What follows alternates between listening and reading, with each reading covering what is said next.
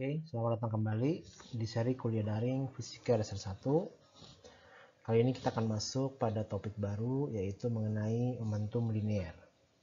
Nah, di bagian pertama kita akan bahas mengenai momentum dan impuls. Kita telah mempelajari di bagian-bagian sebelumnya untuk menganalisis gerak benda itu pada bagian kinematika, yaitu kita mempelajari bagaimana benda itu bergerak terkait dengan besaran-besaran geraknya. Kemudian yang kedua kita belajar dinamika, itu kita mempelajari gerak dengan ingin mencari mengapa benda bisa bergerak, ya, jadi berhubungan dengan gaya. Dan kemudian kita juga pelajari dengan konsep usaha dan energi, kita melihat dari sisi energi pada kerjanya. Nah, setelah lagi sekarang misalkan kita memiliki kasus-kasus seperti berikut ya. Ini ada benda yang saling bertumbukan di sini, ada juga seorang yang sedang memukul bola baseball dengan tongkat pemukul. Di sini kita melihat bahwa ada interaksi yang terjadi antara dua benda dalam satu sistem. Kemudian kita juga sini nanti akan ada variabel-variabel lain yang berkaitan. Nah, kita memiliki satu topik lagi yang bisa kita pelajari dalam menganalisis benda, yaitu melalui konsep momentum. Jadi di sini kita akan pelajari bagaimana mengenai momentum itu. Oke ya, kita akan mulai membahas dari impuls. Nah, misalkan ada sebuah tongkat pemukul yang akan memukul sebuah bola baseball. Sini ada bola datang menuju pemukul, kemudian kita pukul sehingga bola itu bergerak dengan arah yang berlawanan dari awalnya. Nah, di sini kita bisa lihat bahwa bola itu mulai kontak dengan pemukul saat TI adalah T inisial atau T awal. Kemudian bola itu lepas dari pemukul ketika TF ya, atau T final, T akhir. Nah, ketika tadi bola kontak dengan pemukul, maka pemukul tersebut akan memberikan gaya pada bola sehingga bola menerima gaya. Ya, ada gaya yang bekerja pada bola akibat pemukul. Nah, jika saya buat grafik antara gaya yang bekerja pada bola terhadap waktu kontaknya, maka saya bisa gambarkan seperti berikut. Ketika awal bola itu menempel pada pemukul kontak, maka gayanya itu akan meningkat secara drastis. Kemudian dia menurun lagi gayanya sehingga bola itu tepat saat T final lepas dari pemukul. Nah, di sini kita bisa lihat bahwa gaya yang bekerja pada pemukul itu bergantung pada T, waktu. Nah, dari sini saya definisikan impuls, yaitu perkalian antara gaya rata-rata yang bekerja pada bola akibat pemukul dengan selang waktu. Selang waktunya itu adalah delta T ya, yaitu selang waktu antara T awal kontak dan T akhir kontaknya. Secara matematis saya tuliskan bahwa impuls itu dalam simbol J sama dengan gaya data F dikalikan dengan delta T. Nah, kemudian secara umum dapat dituliskan ya, untuk misalkan selang waktu yang sangat kecil dan untuk gaya yang bentuknya tidak beraturan seperti ini, maka saya akan tuliskan bahwa impuls sama dengan integral dari F dt dari T awal hingga T akhir. Nah, satuannya tentunya ya, jika impuls adalah gaya kali waktu, maka satuannya adalah Newton meter. Nah, dari sini jika kita kaitkan dengan grafik ini, maka secara grafis impuls itu merupakan luas daerah yang diapit kurva gaya dengan sumbu mendatar. Jadi di kurva ini luas daerah yang saya arsir berwarna biru ini merupakan impulsnya. Oke, berikutnya adalah mengenai momentum linear ya. Kita lihat di sini, misalkan dalam sebuah koordinat kartesian x, y, ada sebuah bola bermassa m yang sedang bergerak dengan kecepatan v.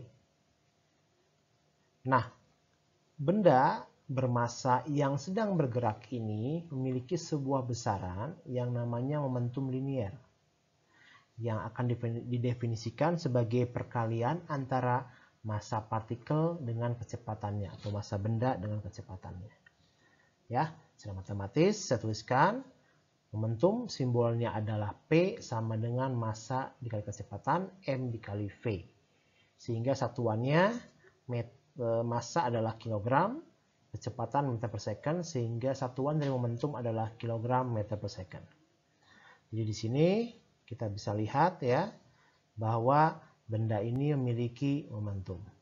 Nah, kita perlu ingat bahwa kecepatan merupakan besaran vektor. Dia dikalikan dengan massa yang besaran skalar, maka akan menghasilkan besaran vektor juga. Jadi, momentum linear ini merupakan besaran vektor dengan arah vektornya itu searah dengan arah kecepatan. Kemudian, jika misalkan ini koordinatnya 3 dimensi, maka bisa saya uraikan dalam sumbu-sumbunya, yaitu momentum sama dengan momentum dalam arah X, tambah momentum dalam arah Y, momentum dalam arah Z. Ya, seperti berikut. Nah, kemudian kita juga bisa kembali ke hukum 2 Newton untuk melihat bagaimana hubungan antara momentum dengan gaya. Kita tahu bahwa di sini ada benda bergerak, pasti ada gaya yang bekerja padanya. Kita tahu di sini ya, hukum Newton adalah sigma F sama dengan M kali A. Dengan A percepatan itu merupakan turunan dari kecepatan terhadap waktu. Nah, kemudian jika massa partikel ini konstan, artinya selama dia bergerak tidak ada perubahan massanya, maka M ini karena konstan bisa saya masukkan ke dalam bentuk turunannya. Jadi berarti sigma F sama dengan turunan dari MV terhadap DT. Nah, kita ingat bahwa M dikalikan V ini merupakan momentum, sehingga sigma F itu saya tuliskan sebagai turunan dari momentum terhadap waktu. Nah, di sini kita bisa lihat apa kaitan antara momentum terhadap gaya. Jadi di sini kita lihat bahwa gaya yang bekerja pada sistem dapat menyebabkan terjadinya perubahan momentum. Nah, kita telah pelajari ada 2 besaran, yaitu impuls dan momentum. Sekarang bagaimana kaitan antara kedua besaran ini? Kita lihat ilustrasi berikut ya. Sama, saya punya sebuah tongkat pemukul baseball, kemudian bola bermassa M mendatangi pemukul, terjadi kontak dan dia memantul.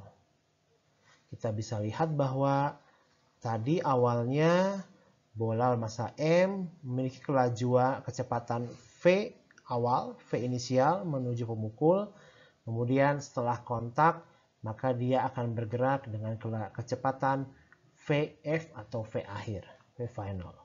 Nah, ini kita bisa lihat bahwa jika saya tinjau hukum 2 Newton, yaitu F sama dengan M dikalikan dengan A itu kita ingat ya, A rata-rata merupakan perubahan kecepatan dibagi dengan perubahan waktu. Apa itu perubahan kecepatan? Yaitu kecepatan akhir dikurangi kecepatan awal, kemudian dibagi dengan waktu. Nah, jadi di sini adalah F-nya adalah gaya rata-rata yang bekerja pada bola. Ya. Kita masukkan, maka gaya rata-rata yang bekerja pada bola sama dengan massa bola dikalikan kecepatan bola akhir kurangi kecepatan bola awal dibagi dengan selang waktu. Kita rapikan di sini ya. Delta T-nya saya pindahkan ke ruas kiri menjadi F kali delta T. Kemudian yang kanan menjadi M dikalikan V akhir kurangi V awal. Kita buka. kita distribusikan berarti massa kali V akhir kurang massa kali V awal. Kita lihat bentuk berikut ya. Sebelah kiri F kali delta T, tadi kita sudah bahas, itu adalah impuls. Bagian kanan ada massa dikali kecepatan, itu adalah momentum. Karena dia dikurangi, maka ini adalah perubahan momentum. Karena ini momentum akhir dikurang momentum awal. Sehingga kita memperoleh hubungan antara impuls dengan perubahan momentum seperti berikut. Jadi impuls J itu sama dengan perubahan momentum atau momentum akhir dikurang momentum awal. Ya, inilah yang kita sebut sebagai teorema impuls dan momentum. Nah, sekarang di pertemuan sebelumnya kita telah mempelajari bagaimana energi itu kekal. Nah, sekarang bagaimana dengan momentum? Kita tinjau kasus seperti berikut ya.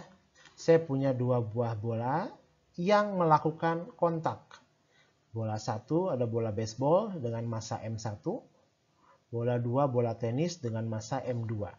Nah, sistem yang saya tinjau ini hanya terdiri dari dua benda, yaitu M1 dan M2 saja.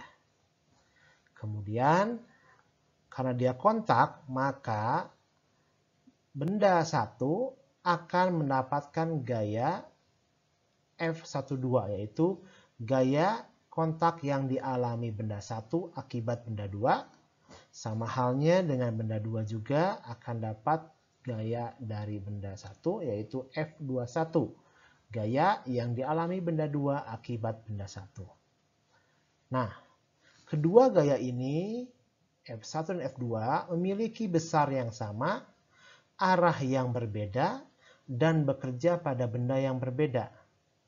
Maka, gaya ini, pasangan gaya ini, termasuk pada pasangan gaya aksi-reaksi.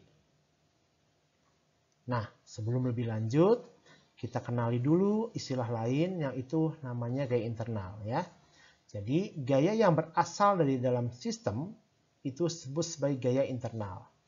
Nah, di sini kita lihat tadi sistem terdiri dari M1 dan M2. Masing-masing benda ini memberikan gaya kontak pada benda temannya ya. Maka F12 dan F21 itu merupakan gaya internal karena dia berasal dari dalam sistem. Sedangkan ada juga disebut sebagai gaya eksternal, yaitu gaya yang berasal dari luar sistem. Misalkan ada gaya gesek dari udara, seperti itu kan luar sistemnya. Nah, sekarang kita lihat, misalkan pada kasus ini sistemnya terisolasi. Apa itu artinya? Artinya pada sistem ini tidak ada gaya eksternal yang bekerja pada sistem. Tidak ada gaya gesekan dari udara atau dari benda lainnya. Nah, jika tidak ada gaya eksternal yang bekerja pada sistem, maka sigma gaya eksternal itu sama dengan 0. Sedangkan kita lihat bahwa tadi gaya rata-rata itu eksternal sama dengan perubahan momentum terhadap waktu yang sama dengan 0. Nah, artinya jika delta P per delta T sama dengan 0, maka ya delta P-nya juga sama dengan 0 karena delta T-nya saya pindahkan ke ruas kanan. Karena delta P sama dengan 0 atau perubahan momentumnya sama dengan 0, kalau perubahannya 0 berarti maknanya adalah tidak ada yang berubah. Artinya di sini P akhir kurangi P awal itu sama dengan 0. Saya pindahkan ke ruas kanan, maka saya dapatkan bahwa momentum awal sistem itu sama dengan momentum akhir sistem. Nah, inilah yang disebut sebagai hukum kekalahan momentum linier. Ya, dan tadi ingat ini terjadi jika hanya sistemnya itu terisolasi. Bagaimana contohnya di sini? Saya ambil kasus kekalahan momentum pada sebuah ledakan ya. Atau juga mungkin nanti kasusnya adalah peluruhan. Misalkan di sini ada sebuah bom lah ya dengan massa M.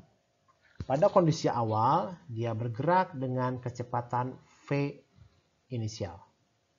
Kemudian suatu saat terjadilah ledakan sehingga benda M ini pecah menjadi dua bagian seperti berikut. Pecah menjadi dua bagian, yang satu bermassa M1, yang kedua bermassa M2. Dengan M1 tambah M2 ya sama dengan M kapital ini. Kemudian misalkan masing-masing pecahan ini dia bergerak dengan kecepatan bagian pertama adalah V1 final, bagian kedua adalah V2 final. Nah, maka di sini